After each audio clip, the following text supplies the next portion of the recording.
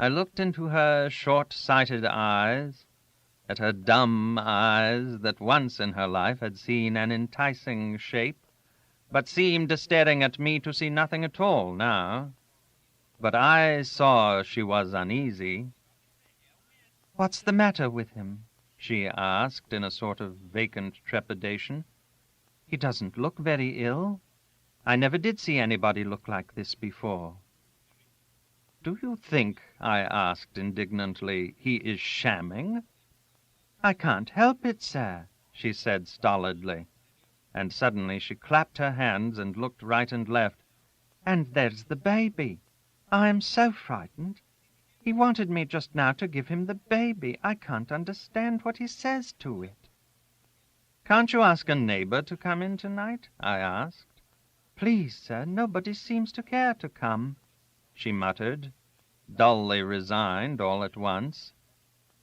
I impressed upon her the necessity of the greatest care, and then had to go. There was a good deal of sickness that winter.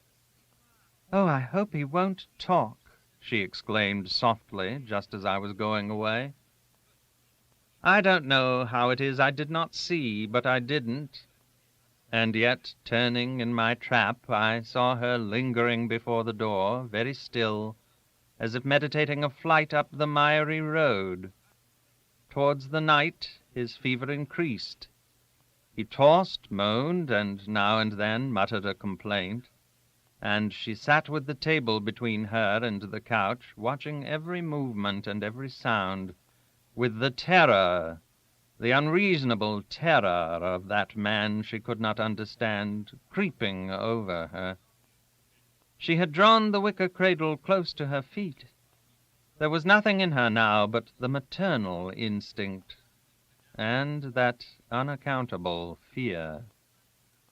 Suddenly, coming to himself, parched, he demanded a drink of water.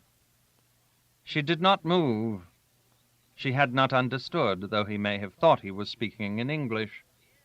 He waited, looking at her, burning with fever, amazed at her silence and immobility, and then he shouted impatiently, "Water!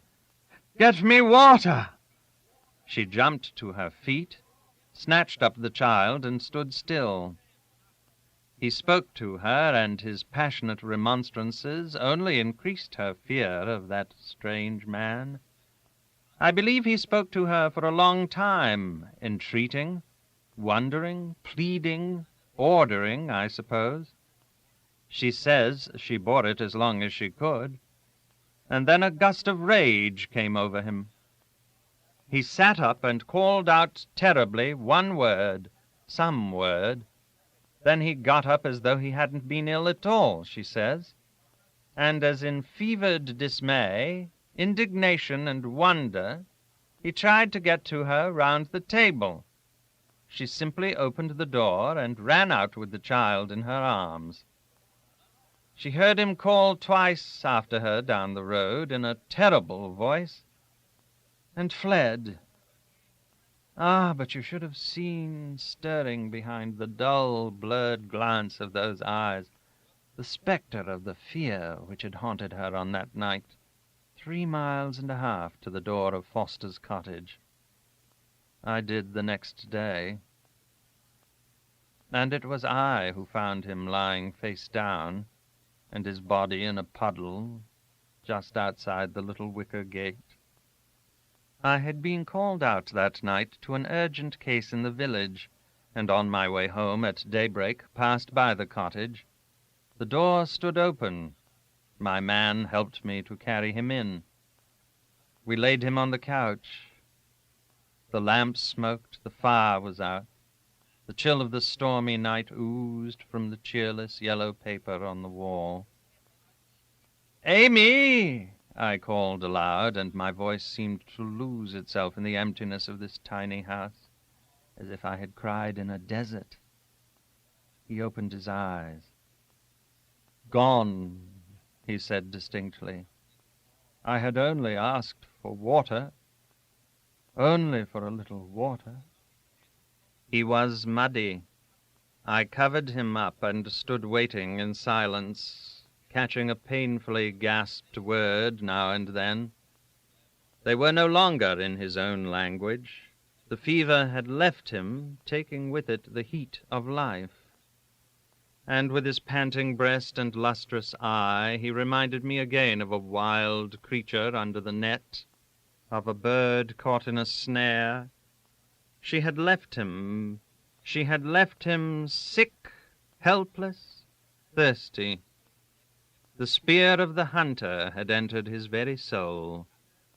"Why?" he cried in the penetrating and indignant voice of a man calling to a responsible Maker. A gust of wind and a swish of rain answered. And as I turned away to shut the door, he pronounced the word, "Merciful," and expired. Eventually, I certified heart failure as the immediate cause of death. His heart must have indeed failed him, or else he might have stood this night of storm and exposure too. I closed his eyes and drove away.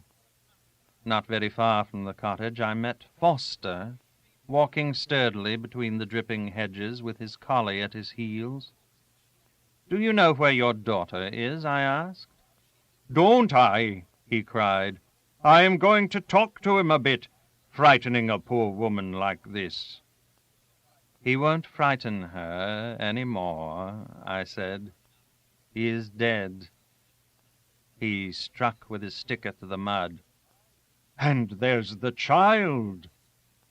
Then, after thinking deeply for a while, "I don't know that it isn't for the best." That's what he said.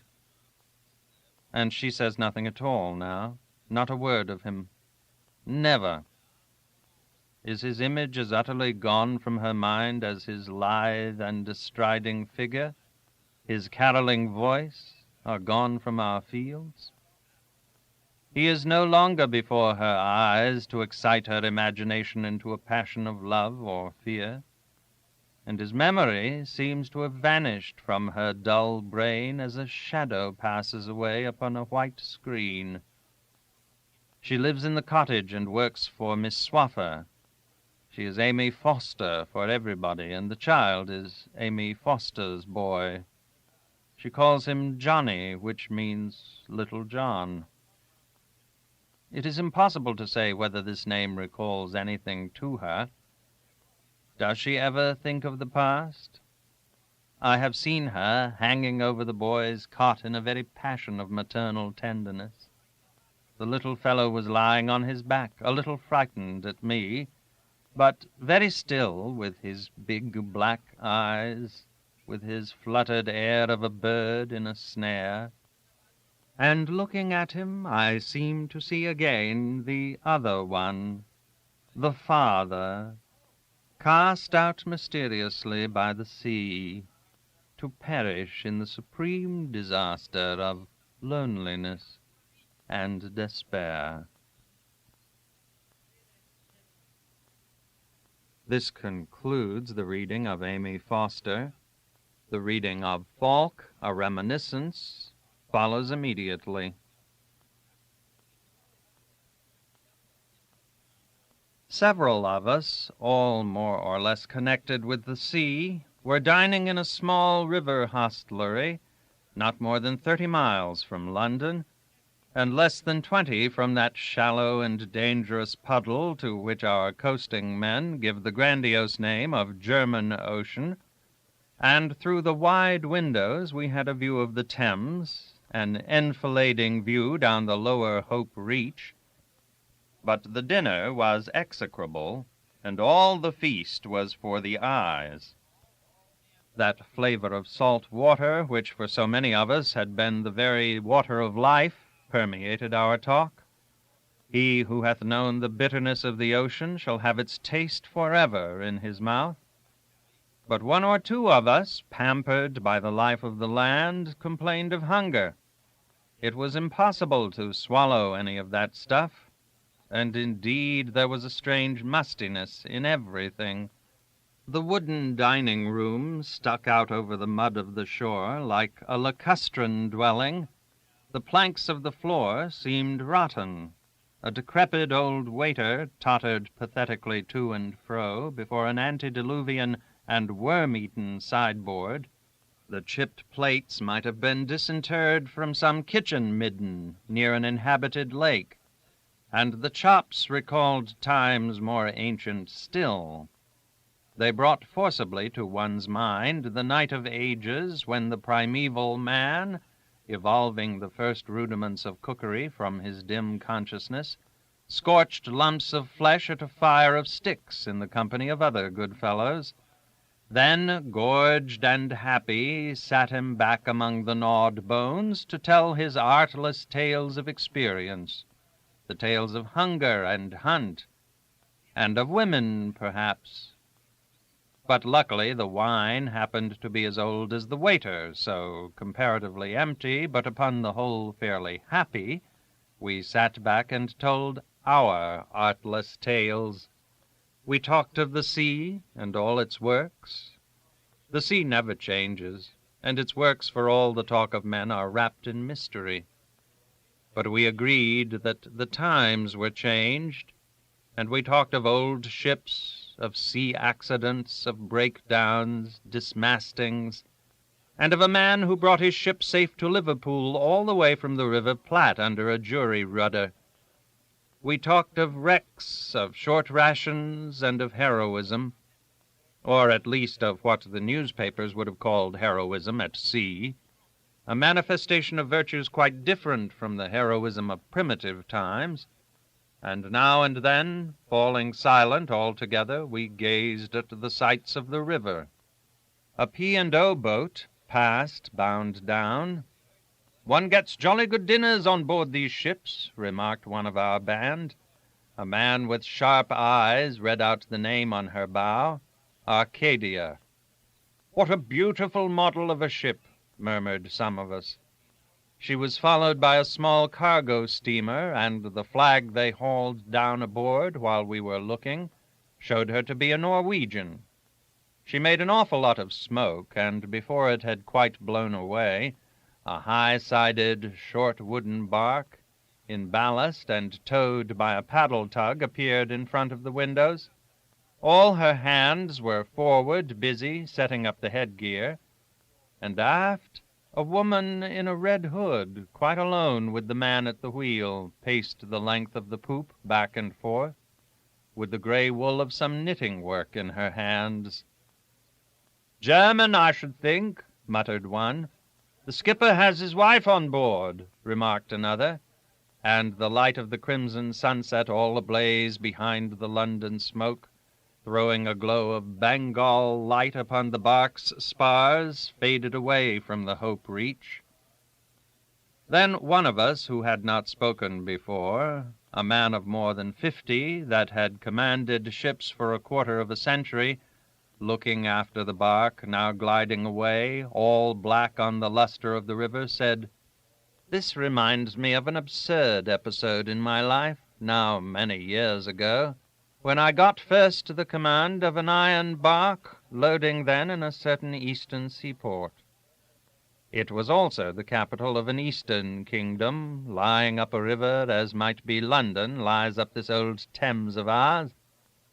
No more need be said of the place, for this sort of thing might have happened anywhere where there are ships, skippers, tugboats, and orphan nieces of indescribable splendor.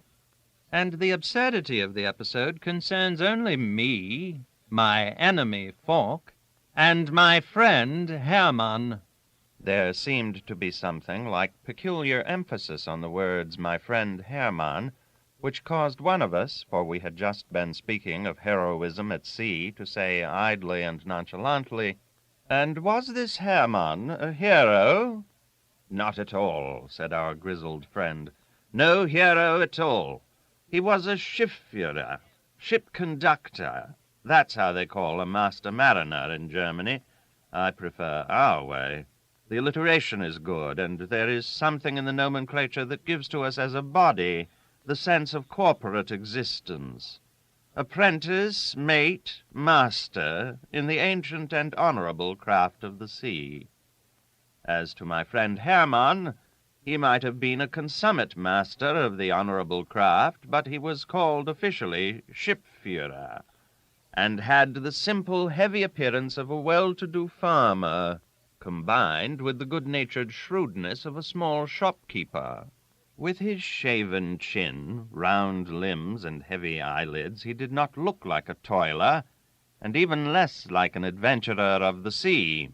Still, he toiled upon the sea in his own way, much as a shopkeeper works behind his counter, and his ship was the means by which he maintained his growing family. She was a heavy, strong, blunt-bowed affair, awakening the ideas of primitive solidity, like the wooden plough of our forefathers. And there were about her other suggestions of a rustic and homely nature. The extraordinary timber projections which I have seen in no other vessel made her square stern resemble the tail end of a miller's wagon. But the 4 stern ports of her cabin, glazed with 6 little greenish panes each, and framed in wooden sashes painted brown, might have been the windows of a cottage in the country. The tiny white curtains and the greenery of flower pots behind the glass completed the resemblance. On 1 or 2 occasions, when passing under her stern, I had detected from my boat a round arm in the act of tilting a watering pot, and the bowed, sleek head of a maiden, whom I shall always call Hermann's niece, because, as a matter of fact, I've never heard her name, for all my intimacy with the family. This, however, sprang up later on. Meantime, in common with the rest of the shipping in that eastern port, I was left in no doubt as to Hermann's notions of hygienic clothing. Evidently, he believed in wearing good stout flannel next his skin. On most days, little frocks and pinafores could be seen drying in the mizzen rigging of his ship, or a tiny row of socks fluttering on the signal halyards. But once a fortnight, the family washing was exhibited in force. It covered the poop entirely. The afternoon breeze would incite to a weird and flabby activity all that crowded mass of clothing, with its vague suggestions of drowned, mutilated, and flattened humanity. Trunks without heads waved at you, arms without hands. Legs without feet kicked fantastically with collapsible flourishes, and there were long white garments that, taking the wind fairly through their neck openings edged with lace, became for a moment violently distended, as by the passage of obese and invisible bodies. On these days you could make out that ship at a great distance by the multicolored, grotesque riot going on abaft her mizzenmast. She had her berth just ahead of me, and her name was Diana. Diana not of Ephesus, but of Bremen. That was proclaimed in white letters a foot long, spaced widely across the stern, somewhat like the lettering of a shop sign under the cottage windows. This ridiculously unsuitable name struck one as an impertinence towards the memory of the most charming of goddesses, for apart from the fact that the old craft was physically incapable of engaging in any sort of chase, there was a gang of 4 children belonging to her.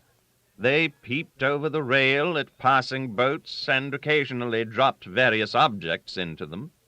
Thus, some time before I knew Hermann to speak to, I received on my hat a horrid rag doll belonging to Hermann's eldest daughter. However, these youngsters were upon the whole well behaved.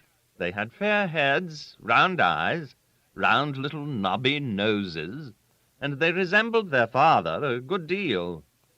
This Diana of Bremen was a most innocent old ship, and seemed to know nothing of the wicked sea, as there are on shore households that know nothing of the corrupt world, and the sentiments she suggested were unexceptionable and mainly of a domestic order.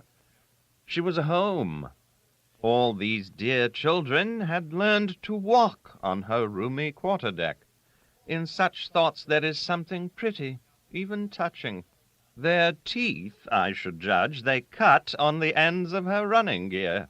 I have many times observed the baby Hermann, Nicholas, engaged in gnawing the whipping of the foreroyal brace. Nicholas's favorite place of residence was under the main fife rail.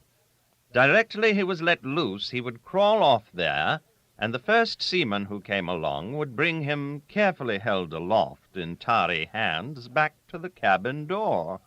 I fancy there must have been a standing order to that effect.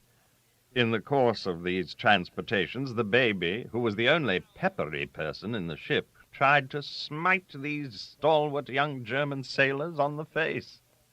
Mrs. Hermann, an engaging, stout housewife, wore on board baggy blue dresses with white dots. When, as happened once or twice, I caught her at an elegant little wash-tub, rubbing hard on white collars, baby's socks, and Hermann's summer neckties, she would blush in girlish confusion, and raising her wet hands, greet me from afar with many friendly nods. Her sleeves would be rolled up to the elbows, and the gold hoop of her wedding ring glittered among the soapsuds. Her voice was pleasant. She had a serene brow, smooth bands of very fair hair, and a good-humored expression of the eyes. She was motherly and moderately talkative. When this simple matron smiled, youthful dimples broke out on her fresh, broad cheeks. Hermann's niece, on the other hand, an orphan and very silent, I never saw attempt to smile. This, however, was not gloom on her part, but the restraint of youthful gravity.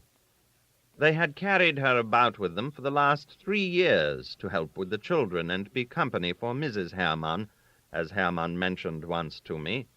It had been very necessary while they were all little, he had added in a vexed manner.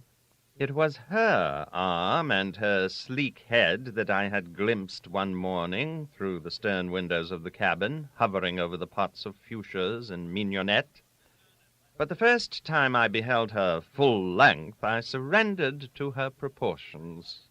They fix her in my mind as great beauty, great intelligence, quickness of wit, or kindness of heart might have made some other woman memorable.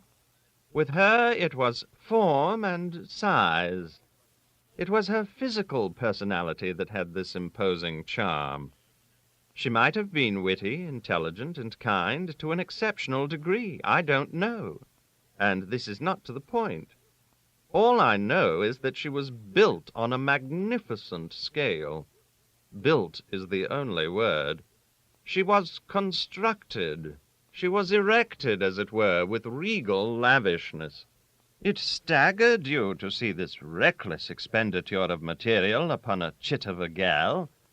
She was youthful and also perfectly mature, as though she had been some fortunate immortal. She was heavy, too, perhaps, but that's nothing. It only added to that notion of permanence. She was barely 19, but such shoulders, such round arms, such a shadowing forth of mighty limbs when, with 3 long strides, she pounced across the deck upon the overturned Nicholas. It's perfectly indescribable. She seemed a good, quiet girl, vigilant as to Lena's needs, Gustav's tumbles, the state of Karl's dear little nose, conscientious, hard-working, and all that. But what magnificent hair she had! Abundant, long, thick, of a tawny color. It had the sheen of precious metals. She wore it plaited tightly into one single tress hanging girlishly down her back, and its end reached down to her waist. The massiveness of it surprised you. On my word, it reminded one of a club. Her face was big, comely, of an unruffled expression. She had a good complexion, and her blue eyes were so pale that she appeared to look at the world with the empty white candor of a statue. You could not call her good-looking. It was something much more impressive. The simplicity of her apparel, the opulence of her form, her imposing stature, and the extraordinary sense of vigorous life that seemed to emanate from her, like a perfume exhaled by a flower, made her beautiful with a beauty of a rustic and Olympian order. To watch her reaching up to the clothesline with both arms raised high above her head caused you to fall a-musing in a strain of pagan piety. Excellent Mrs. Hammond's baggy cotton gowns had some sort of rudimentary frills at neck and bottom, but this girl's print frocks hadn't even a wrinkle, nothing but a few straight folds in the skirt falling to her feet, and these, when she stood still, had a severe and statuesque quality. She was inclined, naturally, to be still, whether sitting or standing. However, I don't mean to say she was statuesque. She was too generously alive, but she could have stood for an allegoric statue of the earth. I don't mean the worn-out earth of our possession, but a young earth, a virginal planet undisturbed by the vision of a future, teeming with the monstrous forms of life, clamorous with the cruel battles of hunger and thought. The worthy Hermann himself was not very entertaining, though his English was fairly comprehensible. Mrs. Hermann, who always let off one speech at least at me in a hospitable, cordial tone, and in Platt Deutsch, I suppose, I could not understand. As to their niece, however satisfactory to look upon, and she inspired you somehow with a hopeful view as to the prospects of mankind, she was a modest and silent presence, mostly engaged in sewing, only now and then, as I observed, falling over that work into a state of maidenly meditation. Her aunt sat opposite her, sewing also, with her feet propped on a wooden footstool. On the other side of the deck, Hermann and I would get a couple of chairs out of the cabin and settle down to a smoking match, accompanied at long intervals by the pacific exchange of a few words. I came nearly every evening. Hermann I would find in his shirt-sleeves. As soon as he returned from the shore on board his ship, he commenced operations by taking off his coat. Then he put on his head an embroidered round cap with a tassel, and changed his boots for a pair of cloth slippers. Afterwards he smoked at the cabin door, looking at his children with an air of civic virtue, till they got caught one after another and put to bed in various staterooms. Lastly, we would drink some beer in the cabin, which was furnished with a wooden table on cross legs, and with black, straight-backed chairs, more like a farm kitchen than a ship's cuddy. The sea and all nautical affairs seemed very far removed from the hospitality of this exemplary family, and I liked this because I had a rather worrying time on board my own ship, and I had been appointed ex officio by the British consul to take charge of her after a man who had died suddenly, leaving for the guidance of his successor some suspiciously unreceipted bills, a few dry dock estimates hinting a bribery, and a quantity of vouchers for 3 years' extravagant expenditure, all these mixed up together in a dusty old violin case lined with ruby velvet.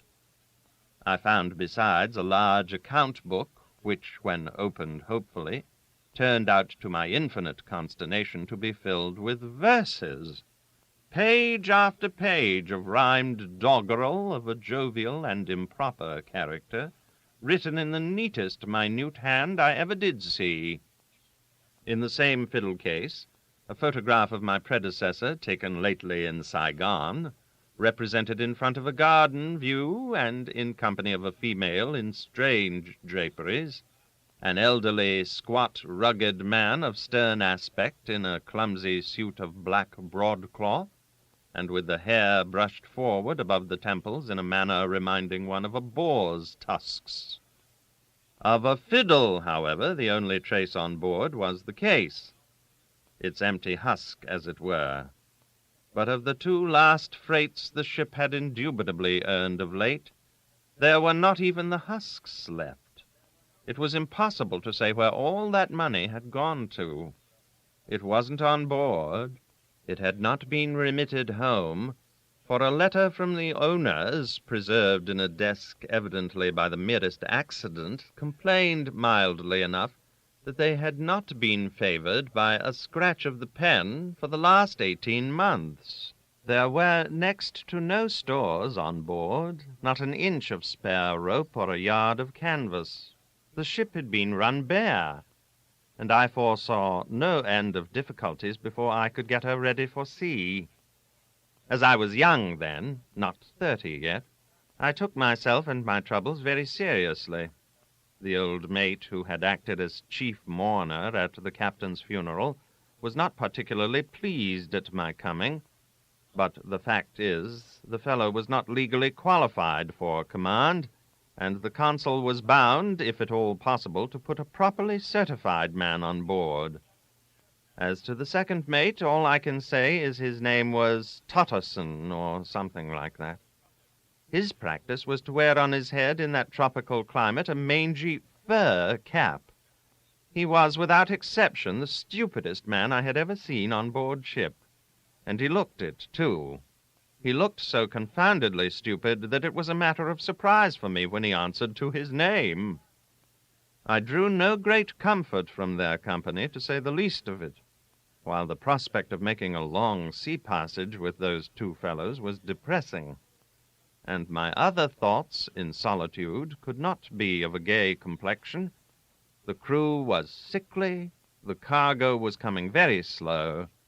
I foresaw I would have lots of trouble with the charterers, and doubted whether they would advance me enough money for the ship's expenses. Their attitude towards me was unfriendly. Altogether, I was not getting on. I would discover at odd times, generally about midnight, that I was totally inexperienced, greatly ignorant of business, and hopelessly unfit for any sort of command. And when the steward had to be taken to the hospital ill with choleric symptoms, I felt bereaved of the only decent person at the after end of the ship. He was fully expected to recover, but in the meantime had to be replaced by some sort of servant, and on the recommendation of a certain Schomberg, the proprietor of the smaller of the two hotels in the place, I engaged a Chinaman. Schomberg, a brawny, hairy Alsatian and an awful gossip, assured me that it was all right. "First-class boy, that. Came in the suite of His Excellency, Tsang the Commissioner, you know. His Excellency Tsang lodged with me here for 3 weeks. He mouthed the Chinese Excellency at me with great unction, though the specimen of the suite did not seem very promising. At the time, however, I did not know what an untrustworthy humbug Schomberg was. The boy might have been 40 or 140 for all you could tell, one of those Chinamen of the death's head type of face, and completely inscrutable. Before the end of the 3rd day, he had revealed himself as a confirmed opium smoker, a gambler, a most audacious thief, and a first-class sprinter. When he departed at the top of his speed with 32 golden sovereigns of my own hard-earned savings, it was the last straw. I had reserved that money in case my difficulties came to the worst. Now it was gone, I felt as poor and naked as a fakir.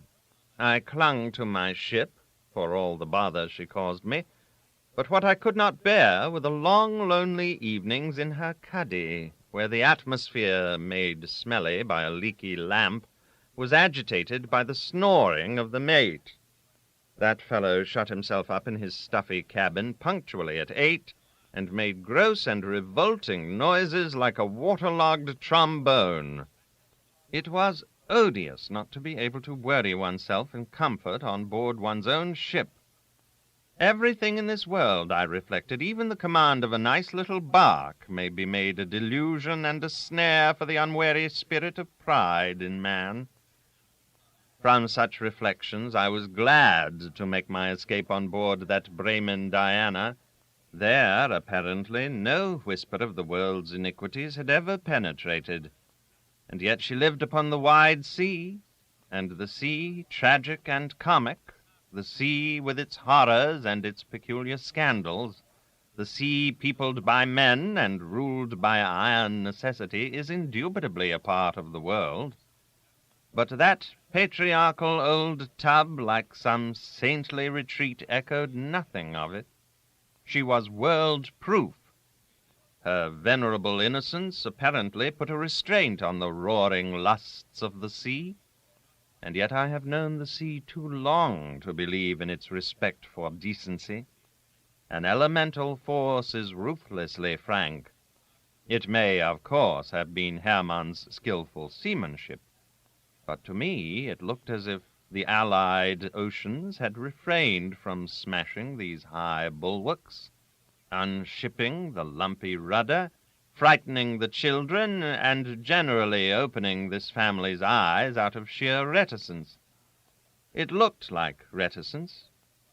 The ruthless disclosure was in the end left for a man to make, a man strong and elemental enough and driven to unveil some secrets of the sea by the power of a simple and elemental desire. This, however, occurred much later, and meantime I took sanctuary in that serene old ship every early evening. The only person on board that seemed to be in trouble was little Lena, and in due course I perceived that the health of the rag doll was more than delicate. This object led a sort of in extremis existence in a wooden box placed against the starboard mooring bitts, tended and nursed with the greatest sympathy and care by all the children, who greatly enjoyed pulling long faces and moving with hushed footsteps. Only the baby, Nicholas, looked on with a cold, ruffianly leer, as if he had belonged to another tribe altogether. Lena perpetually sorrowed over the box, and all of them were in deadly earnest. It was wonderful the way these children would work up their compassion for that bedraggled thing I wouldn't have touched with a pair of tongs. I suppose they were exercising and developing their racial sentimentalism by the means of that dummy. I was only surprised that Mrs. Hermann let Lena cherish and hug that bundle of rags to that extent. It was so disreputably and completely unclean, but Mrs. Hermann would raise her fine womanly eyes from her needlework to look on with amused sympathy, and did not seem to see it somehow that this object of affection was a disgrace to the ship's purity. Purity, not cleanliness, is the word. It was pushed so far that I seemed to detect in this, too, a sentimental excess, as if dirt had been removed in very love. It is impossible to give you an idea of such a meticulous neatness. It was as if every morning that ship had been arduously explored with toothbrushes. Her very bowsprit 3 times a week had its toilette made with a cake of soap and a piece of soft flannel, arrayed, I must say arrayed artlessly in dazzling white paint as to wood and dark green as to ironwork. The simple-minded distribution of these colors evoked the images of guileless peace, of Arcadian felicity, and the childish comedy of disease and sorrow struck me sometimes as an abominably real blot upon that ideal state. I enjoyed it greatly, and on my part I brought a little mild excitement into it. Our intimacy arose from the pursuit of that thief.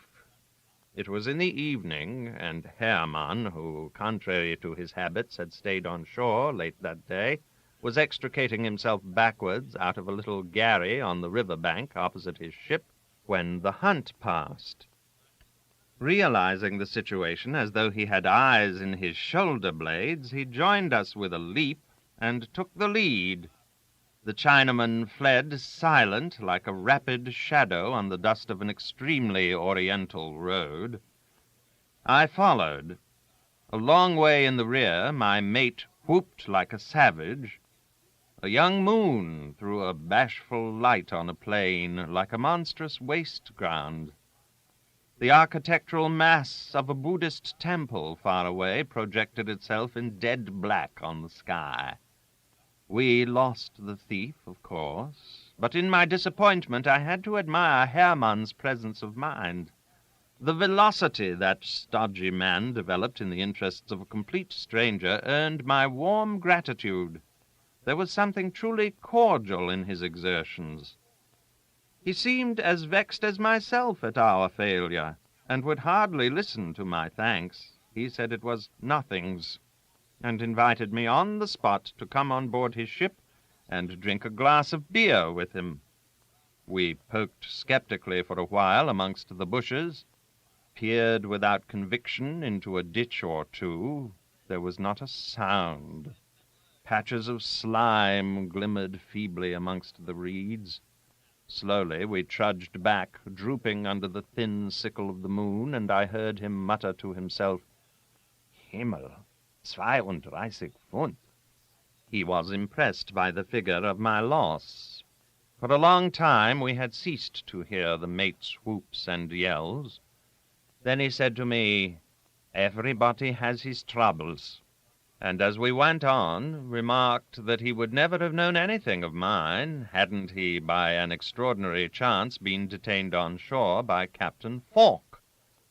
He didn't like to stay late ashore, he added with a sigh. The something doleful in his tone I put to his sympathy with my misfortune, of course. On board the Diana, Mrs. Hermann's fine eyes expressed much interest and commiseration. We had found the two women sewing face to face under the open skylight in the strong glare of the lamp. Hermann walked in first, starting in the very doorway to pull off his coat, and encouraging me with loud, hospitable ejaculations, "Come in, this way, come in, Captain." At once, coat in hand, he began to tell his wife all about it. Mrs. Hermann put the palms of her plump hands together. I smiled and bowed with a heavy heart. The niece got up from her sewing to bring Hermann's slippers and his embroidered calotte, which he assumed pontifically, talking about me all the time. Billows of white stuff lay between the chairs on the cabin floor. I caught the words 32 Pfund repeated several times, and presently came the beer, which seemed delicious to my throat, parched with running and the emotions of the chase. I didn't get away till well past midnight, long after the women had retired,